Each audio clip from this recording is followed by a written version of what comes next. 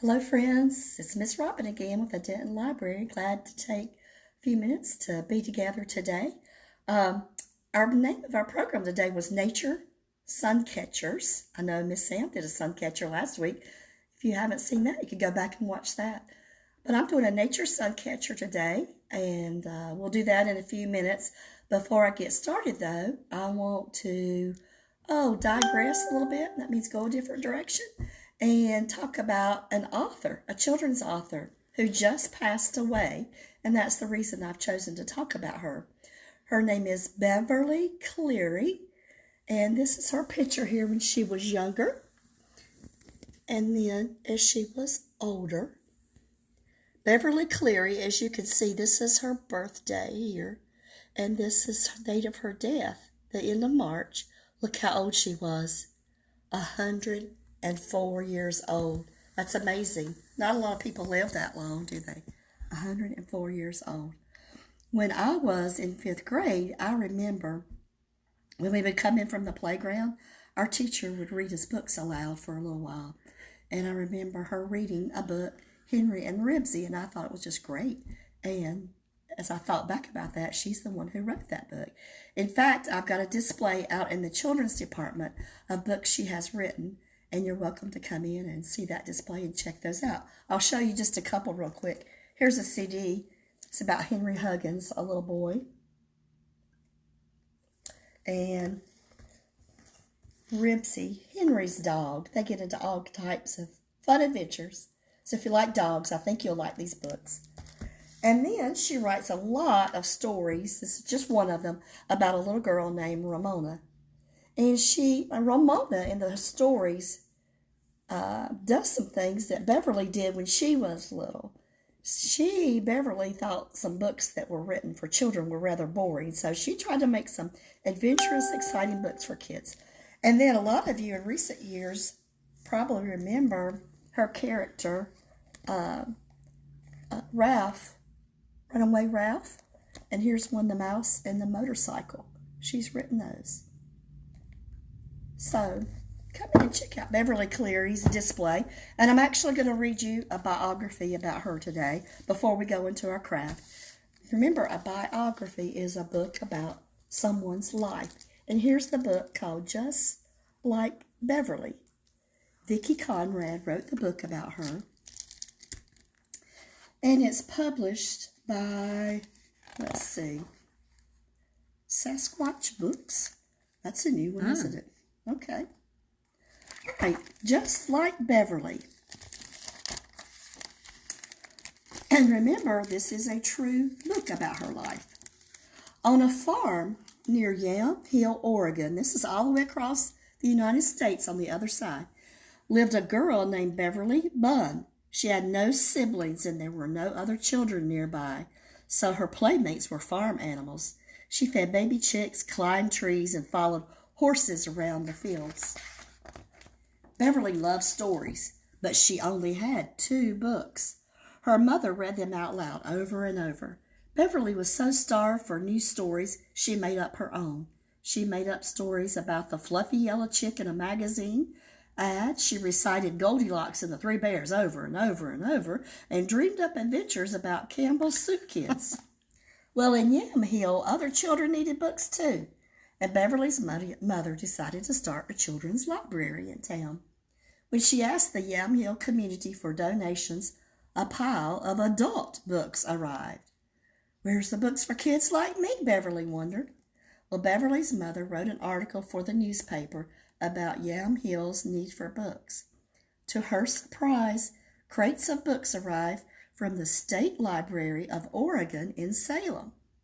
62 beautiful children's books in a cupboard in an empty room above the bank became Yam Hill's first children's library. Finally, Beverly had new stories. She sat on her mother's lap and listened to book after book. Fairy tales and Beatrix Potter stories about bunnies and squirrels were her favorites. When Beverly turned 6, her family moved to Portland, Oregon. There she found playmates, neighborhood children just like her. They had games and toys, Parcheesi, Tinker toys, Old Maid, and doll houses. Everyone owned roller skates. except Beverly. She sat on the front steps of her house, longing for her own pair.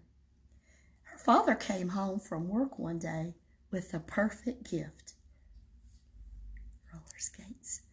At last, Beverly felt like part of the neighborhood, skating up and down the hills with skinned knees. Well, Beverly and her friends had fun inventing games. They made perfume by pounding roses together and soaking them in the water. They played brick factory by smashing old bricks into dust with rocks. And they clanked around on stilts made from coffee cans until they fell over laughing. You know, I even did that when I was little Miss Susan. Yep. I believe it. To teach her to be graceful, Beverly's mother enrolled her in ballet. She danced around the studio trying to learn steps that sounded like gallop and saute. Soon it was time for Beverly to attend Fernwood Grammar School. Her father brought home 2 first-grade readers. "I'll teach you to read," her mother said. Beverly shook her head no. She wanted to learn at school. The first day at Fernwood was a blur of children. A whistle blew and everyone marched into class, and Beverly pumped her knees and followed. Before lessons, the class sang about the Donzerly light. What kind of light is a donzer, she wondered. Everything was strange to Beverly. The songs, the Pledge of Allegiance, the rules, the desk all in rows. She felt small and nervous. Math lessons were easy for her. She could already add and subtract with real numbers, not counters. Her teacher, Miss Fobb, never noticed. When Beverly wrote with her left hand, Miss Fobb noticed. "You must always hold your pencil in your right hand," she scolded. Now writing was painful and hard. Beverly began to read small words like mama, kitty, and see. Then Beverly got sick with smallpox. This was a serious sickness. A red sign on her lawn warned the neighbors and the milkman to keep away. Even her father had to leave until she was well again. When children had smallpox, they were quarantined. You've probably heard that word now. In their home, and they couldn't go out at all for a very long time.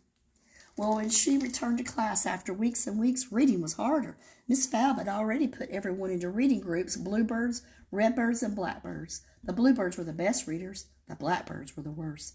Beverly was assigned to the blackbirds.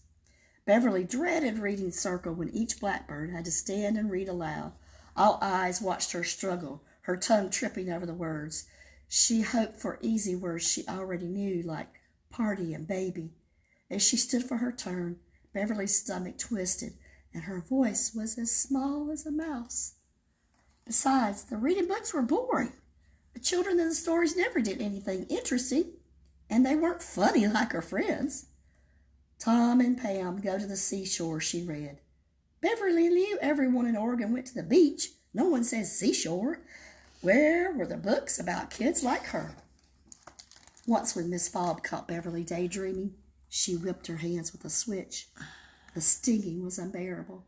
Another time she banished Beverly to the coat room. She sat on the floor and cried. School was not the happy place she imagined. Well, at the end of the year, Beverly's grades were bad and she could barely read. Passed on trial. All summer, she dreaded going back, worried she would have to repeat first grade with Miss Fobb. But something wonderful happened the next year. Beverly went on to second grade and got a new teacher. Miss Marius was patient and encouraging. "Beverly, come to my desk with your book." Side by side, Miss Marius pointed to letters and hinted at their sound, and soon Beverly could read every word. Finally, she was happy and confident at school. She was proud in a way she had never been before. She could read, but the books were too boring. So Beverly decided she would only read for Miss Marius, the teacher she loved. One day, Beverly's mother found a box of old books in a church basement and brought home 2 for her. I will never read these, Beverly thought, but on a rainy, boring Sunday afternoon, she picked up one just to look at the pictures. It was called The Dutch Twins. Beverly read a few pages, then she read a few more pages, and a few more. Before she knew it, the whole afternoon was gone. At last, Beverly understood the magic of books. The children in The Dutch Twins were just like her. They were funny and had adventures, and she started the next book right away. And for the first time ever, her mother put off bedtime. and from that day on, Beverly was a reader. She endured the gloomy Oregon winters, curled up in the public library. Beverly's love of reading led to writing. A newspaper offered a free book to any child who would write a review. Her mother suggested she try it. The newspaper gave her the story of Dr. Dolittle. They published the book review in the paper along with her photograph. Suddenly, Beverly was the school celebrity. When Beverly was in 4th grade, the store across the street from school held an essay contest. The best animal essay would win a $2 prize. Beverly chose an excellent topic, the Oregon beaver, of course. Her father brought home green scratch paper from his job at the bank, and Beverly used it to write her essay. She was nervous, so many of her classmates planned to enter too, but she did her best and turned her essay in early. And on the last day of the contest, she raced to the store. Beverly won. Mr. Abendroth handed her the prize money. She couldn't believe it. $2 whole. You're the only one who entered, he said with a chuckle. Beverly was still thrilled. In fact, she learned a powerful lesson. Try. Anyone can talk about writing, but only those who sit down and do it will succeed.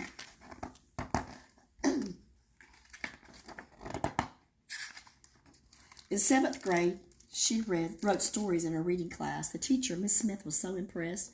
She read one of Beverly's stories out loud and announced, when Beverly grows up, she should write children's books. Beverly dreamed of being a reader. She even found the spot on the library shelf where her books would go someday. Well, after finishing high school, she went to college in California. At a party, she met a man named Clarence Cleary, and he asked her to dance. They soon became friends, and as college ended, Clarence promised to marry her. But Beverly needed to follow her dreams of becoming a librarian. So Clarence stayed in California while she moved to Seattle to study library science at the University of Washington. Then she got a job as a children's library in Yakima, Washington. Beverly missed Clarence, but she loved her job. Once a week, a group of rowdy boys came in looking for books. She struggled to find something just right for them. One exasperated boy asked, "Where are the books about kids like us?" Beverly didn't have an answer. She thought about her own childhood reading boring books. She remembered how she longed for funny stories about children in her neighborhood just like her.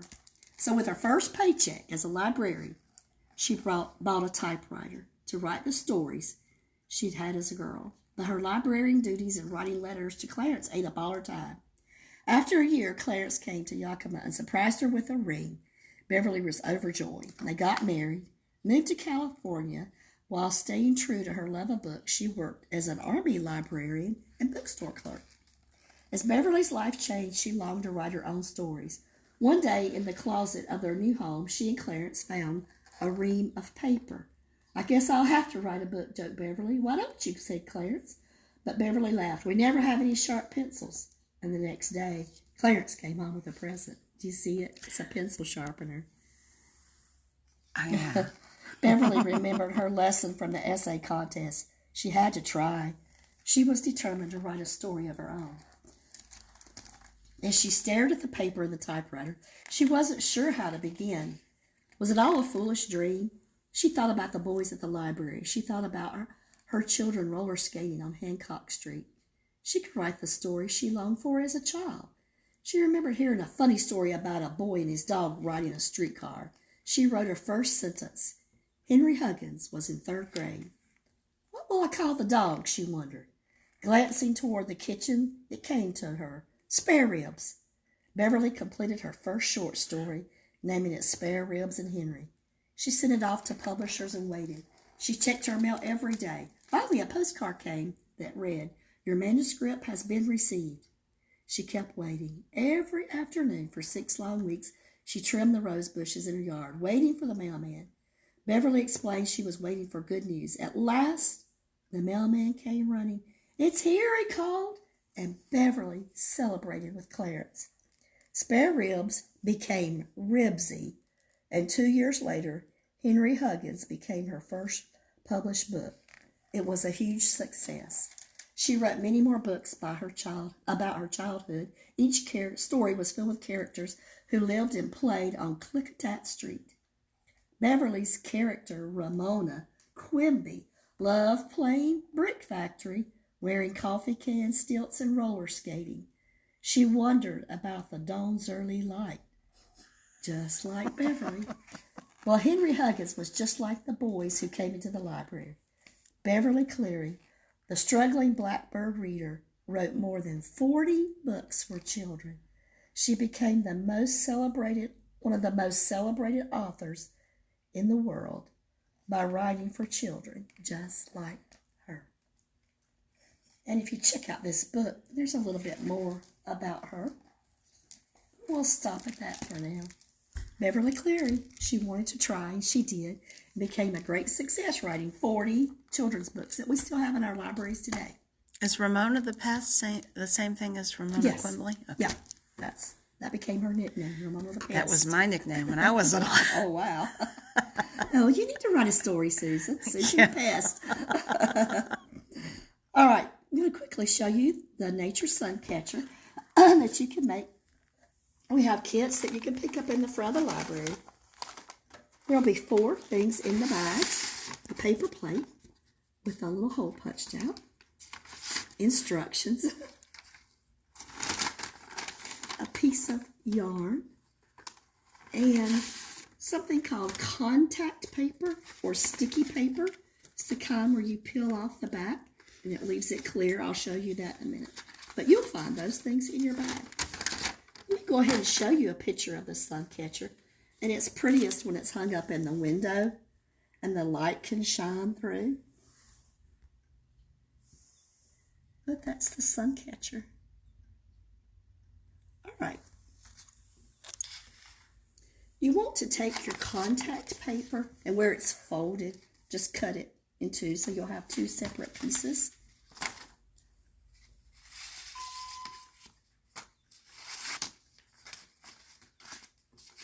And you'll want to take your paper plate. Can you see the circle inside the paper plate here? You'll want to cut out that circle so that it ends up looking like this. A quick way to get it started is to gently fold your paper and make a snip in the middle because that's going to be cut out anyway. And then go to the edge and start cutting out your circle all the way around until you get this. So we've got this left. I'm going to take my 2 pieces of contact paper. I'm going to lay them down, and I'm going to use this as a template or pattern. And I've already traced it, but I'm going to show you what I would do. I would trace around until you end up with 2 circles, 1 for each piece of contact or sticky paper. Now, in your instructions, I've noted important. Cut out the 2 circles about 1 inch larger than what you drew. So when I go to cut out my circle, I'm not going to cut on my line, but I'm going to cut out about 1 inch away from my circle all the way around until I end up with 2 circles. And I'm going to peel the paper off of one and stick it on the back.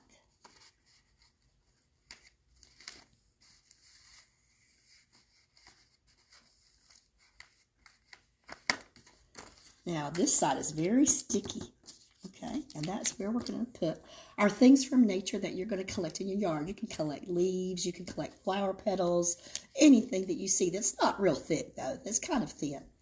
And if it's kind of wet, you can press it between paper towels for a day or 2 under a book or something maybe to keep it flat.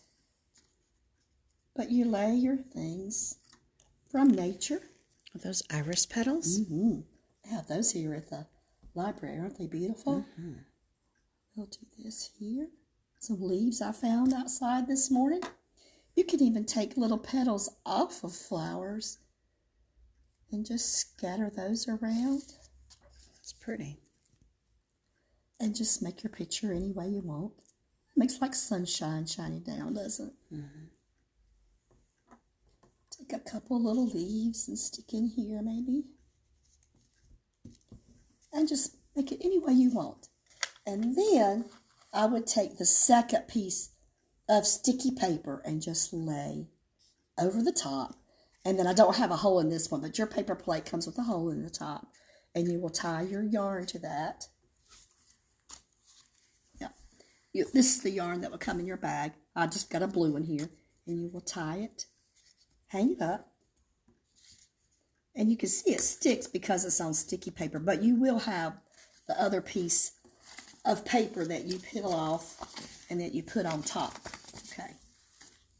Let's go over to the window, Miss Susan, and look at it shine through. Okay.